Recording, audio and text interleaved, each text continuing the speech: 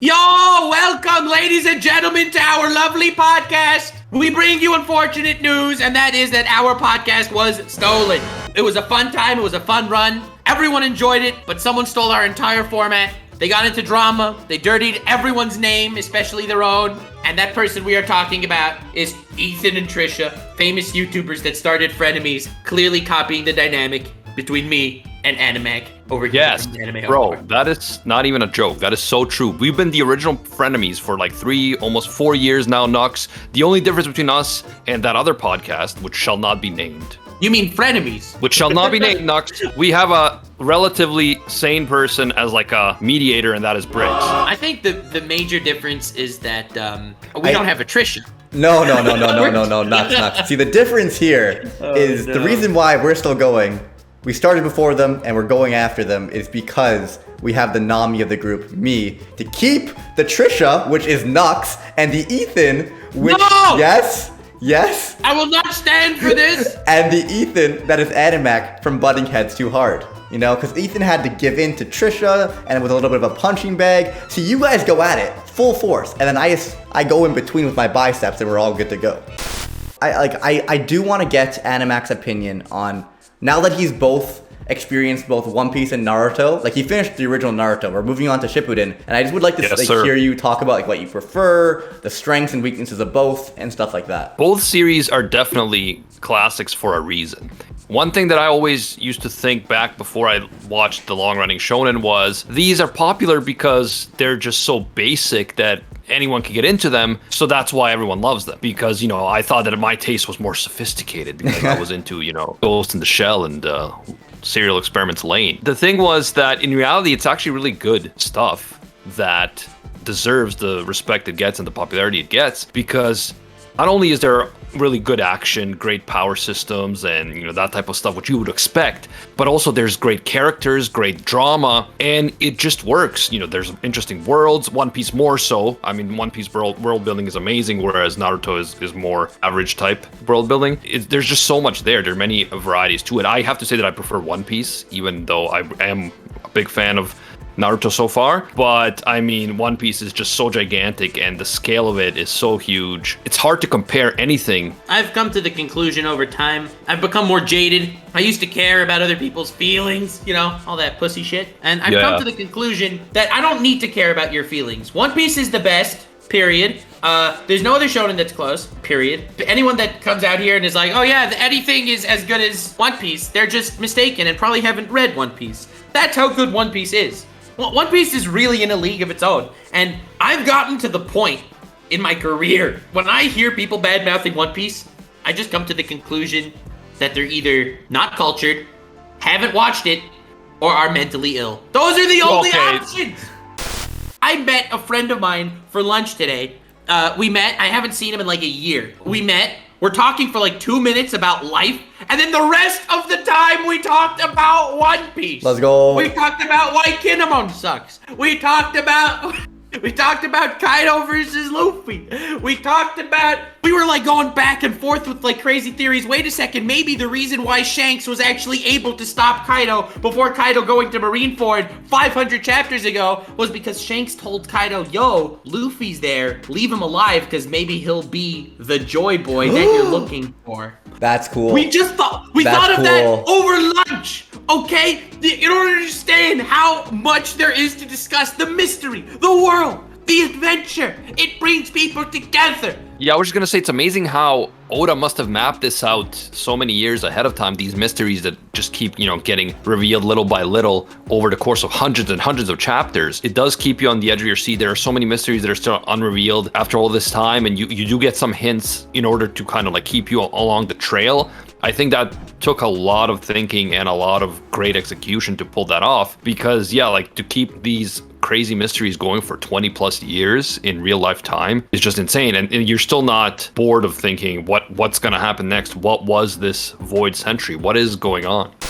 The Going Merry, which is a boat dying in One Piece, was more emotional than Naruto versus Sasuke. Without a doubt in my mind. Like, honestly though, like everyone's like, oh my god, freaking Naruto versus Sasuke. Dude, the boat beats it. The boat beats it. It's beaten by a boat. No, I disagree. Okay, that's because Animac doesn't understand boats. Okay, yeah, it's just a boat, bro. And it's not a boat. The boat got a second life as the Mini Mary later on the superior ship, the Thousand Sunny. So it's all good. It's just an inanimate fucking object, bro. That is the weakest man. of all mindsets I've ever heard. Yeah, that's pretty pathetic, man. You're the kind of guy that would say, "Oh yeah, I like Naruto versus Sasuke more than Lee versus Gaara." Cringe. I did like it more. Cringe. It was a great fight. Someone in chat mentioned that the boat had like a spirit that talked, the Klaubautermann. I thought that was cringe, man. I thought that was cringe how the boat moved on its own. That was probably I'm the quitting lame. the podcast. I'm quitting the That podcast. was probably Animac. my least I'll favorite not part of this. One Piece. Animac, you're having one bad Sorry. take after another. Honestly, Animac, I can't believe we're doing this. We're splitting this between us. 33%, 33%, 33%. I want the 34. I want that extra percent. I And if think you I don't need to give it take me, I'm gonna flip 5% of Animac's earnings and put it towards Briggs. my mental health. Briggs, I'll split you Animax 5%. All right, 2.5 each. Listen, Animax like I said, I love One and we'll Piece, each get but 40%. that was my least Yo, favorite your part. math there was impeccable, Nux. Bringing us to a solid 110%. You love to see it. That's how much we Yo, make you on guys Max just Effect. made bank, bruh.